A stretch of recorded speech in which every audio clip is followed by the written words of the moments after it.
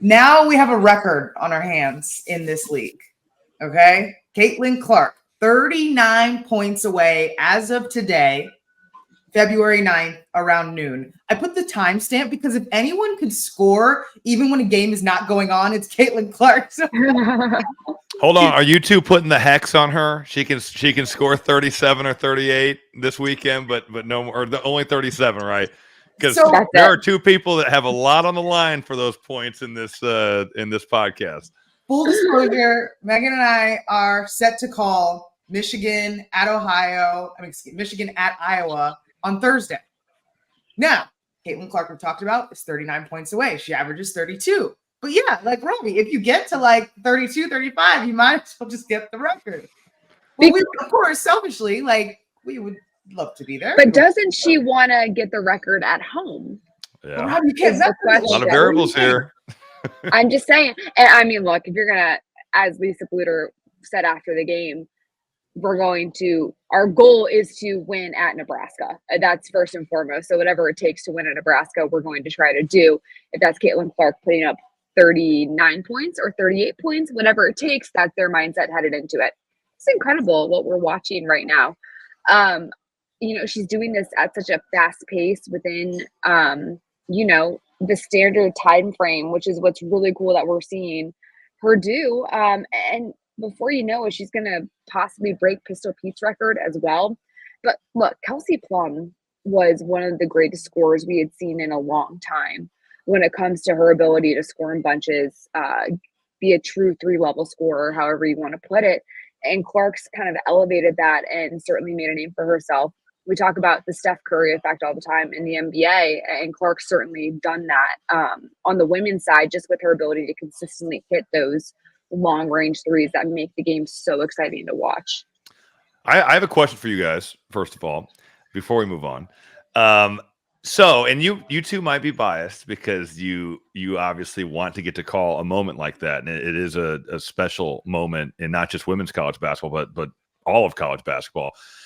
Is it anticlimactic compared to, let's say that when she plays this weekend, she goes for like 45 and breaks the record, and it's just this incredible performance compared to if she goes for 37 and then on point number 4, you're like, well, that's the record. She'll probably score another 20. You know what I mean? Like, whereas if she gets it in this one game, but it's one of those things too, where I'm sure both of you guys want to see the moment for your guys' game. Yeah. Like take our point out of it. Take the fact that we're assigned to it out of it. I was thinking back to LeBron, and I think he had 30 something to score before he passed Kareem. And it was like the lead up, the entire game. It was the lead up to it. And so I agree with you. Of course, it makes for a better story. But with Caitlin Clark, for it to be out of her norm, it's got to be like 50 something. Yeah, that's true. That's true. And all right, here's what she needs. She needs at Nebraska 25 and like 20 assists. It's one of those games where they're like just loading up. They're going to make her pass. That's what you guys need so that she can have a game. That's what happened last night. That's what happened true. Against that's Penn what they State. did. Yeah. Yep. Now that needs to be the game plan for the Cornhuskers. I mean, Hannah Stolke. Yeah, but can we have a moment? Take a moment. Yeah. Take a moment. I just finished calling Minnesota, Ohio State. Of course, I was keeping up with Penn State, Iowa for personal reasons, aka to see where Caitlin was and see if we're just gonna break the record in one night. And I look at the box. I'm like, at that point, Hannah Stolke had 30 something. I'm like, oh, it's a Hannah night. And I get back to the hotel, turn it on, and she ends with 47. Yeah, unbelievable. I was like, were they? She's great. I asked Megan. I'm like, Megan, like, were they just not focused on her? I guess it's like a pick your poison, and you want other people besides Caitlin to beat you. But I don't care though. 40 is 40. Like there's 40. The number of players that have scored 40 points in a college or even high school like varsity game is like that's the 99.9 percentile of players. Oh my goodness. Yeah, unbelievable from the field. Shout out, and for her to be able to do that at home. And she's such a sweet personality. For some context here, Kelsey Plum scored 57 points to break the record. Now that's exciting. That was yeah. That would be impressive to see. Yeah, that's exciting. 57? Wow. Yeah. She's a bucket. One thing too that's different with Caitlin to me compared to a lot of other players is her ability to create for everyone else.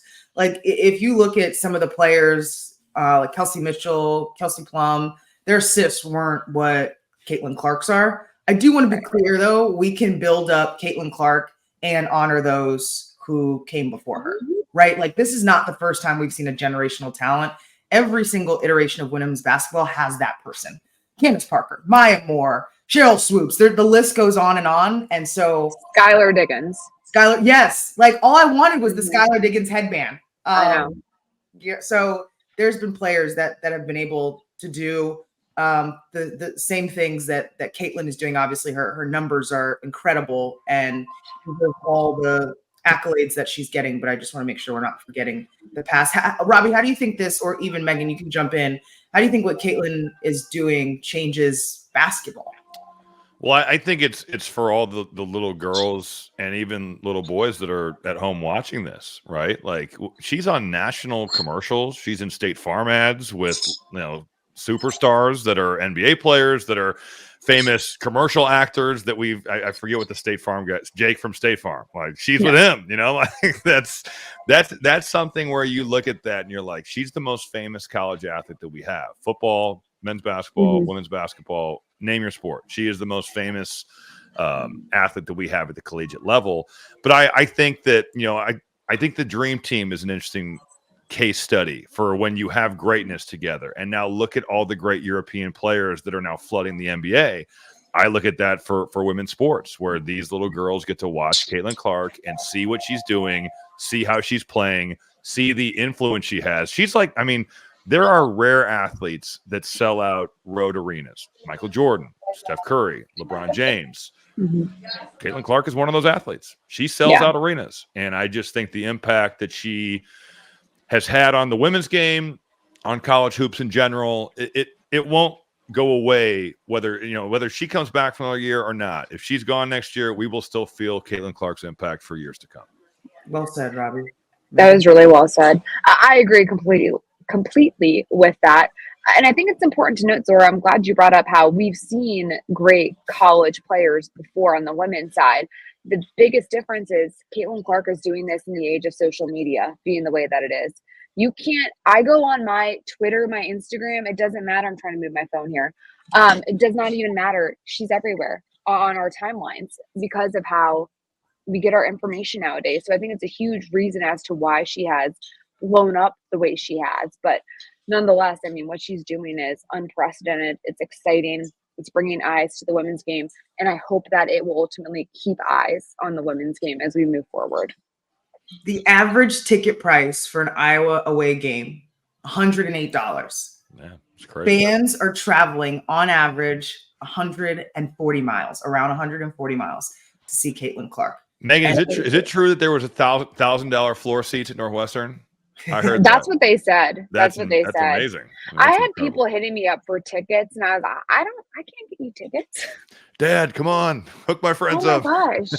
Well, I will say, and there's so many great things that are coming with it, but I also think people need to understand, like with the Big Ten Conference, folks, these coaches have been coaching a long time. They've played in really big games that have nothing to do with Caitlin Clark. Yeah, she's a great player, and it's a huge game, but for the media to be asking some of these legendary coaches if this is the biggest game they've ever coached in, I'm going to tell you it's a stupid question.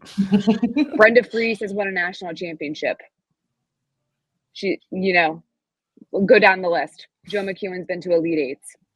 Period. This is not the biggest game they've ever coached in. Yeah, agreed.